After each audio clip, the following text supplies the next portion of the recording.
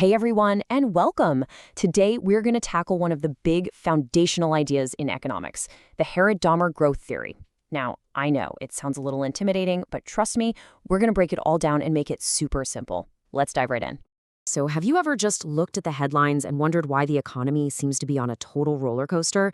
You know, one minute things are booming, and the next, it feels like everything is grinding to a halt.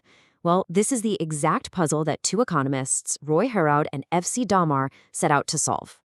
And their whole theory really starts with one key ingredient, investment.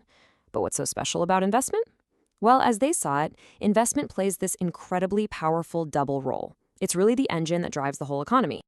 So what exactly is this dual role? Well, Domar argued that anytime there's an investment, it does two critical things at once. First, it creates demand, by giving people jobs and putting money in their pockets. And second, at the very same time, it increases supply by building up our capacity to produce more stuff. Let's make this even clearer. On the demand side, you have what's called the income effect. A company invests, people get jobs, they get paid, and then what do? They go out and spend that money, creating demand. But at the same time, on the supply side, you have the capacity effect. That same investment is building new factories or buying new machines, which means the economy can now produce more goods than it could before. See? Two sides of the very same coin. A simple, real-world example makes this crystal clear. Just imagine a brand new factory is being built. The act of building it creates jobs for construction workers, engineers, and so on. Their incomes go up. That's new demand. Then, once the factory is up and running, it starts producing goods. That's an increase in supply.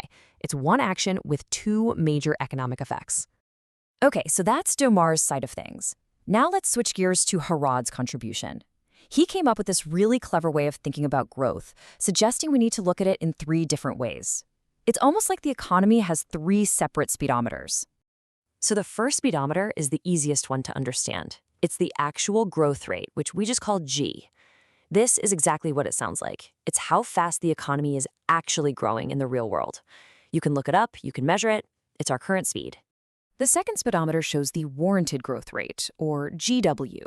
Now this one is more of a perfect, ideal speed. It's the exact rate of growth the economy needs to keep everything in perfect balance, where supply perfectly meets demand and investors are happy. Think of it as the Goldilocks speed. Not too fast, not too slow, but just right. And the third and final speedometer is the natural growth rate, GN. This is the economy's absolute top speed. It's like the red line on an engine. It's the fastest the economy can possibly grow over the long term, and it's limited by real things, like the growth of the population and how fast our technology is improving. So, just to recap real quick, actual growth, G, is what's happening right now. Warranted growth, GW, is the perfect speed for balance, and natural growth, GN, is our maximum possible speed. Now here is the crucial point of the whole theory. For stable, happy, long-term growth, all three of these rates need to be perfectly aligned.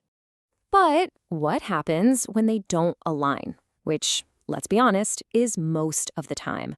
This brings us to the most dramatic, most famous part of the model. It's called the knife edge problem. And yes, it's just as precarious as it sounds. Harrod's big insight was that a modern economy is balanced on, well, a knife's edge.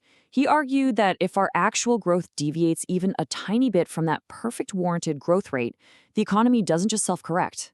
Nope. Instead, it starts to spiral further and further away from that balance point, becoming more and more unstable. And this spiral leads to two very bad places. If our actual growth is faster than the warranted rate, it means demand is outstripping supply. Everyone's trying to buy stuff that isn't there, which leads to, you guessed it, persistent inflation. But if our actual growth is slower than the warranted rate, then supply is greater than demand. Goods are piling up on shelves, which leads to cutbacks, layoffs, and a recession. Now, if all this talk of G, grow, and John feels a little abstract, don't you worry. There's a really simple and powerful analogy that makes this entire theory just click into place. So, to make this really easy to remember, let's just imagine that the economy is a train, speeding along a railway track. Okay, so our train has three speeds, right? The actual speed on its speedometer right now, that's our actual growth, G. Then there's the perfect, safe speed it needs to maintain to stay perfectly on the tracks. That's our warranted growth, GW. And finally, every engine has a maximum speed it can possibly hit. That's our natural growth, GN. So you can probably see where this is going. If those speeds don't match up perfectly, an accident is basically inevitable. If the train's actual speed is too slow compared to what's needed to stay on the track, it's going to derail into a recession. And if it's going too fast, the engine will overheat, things will start to break down, and that's our inflation.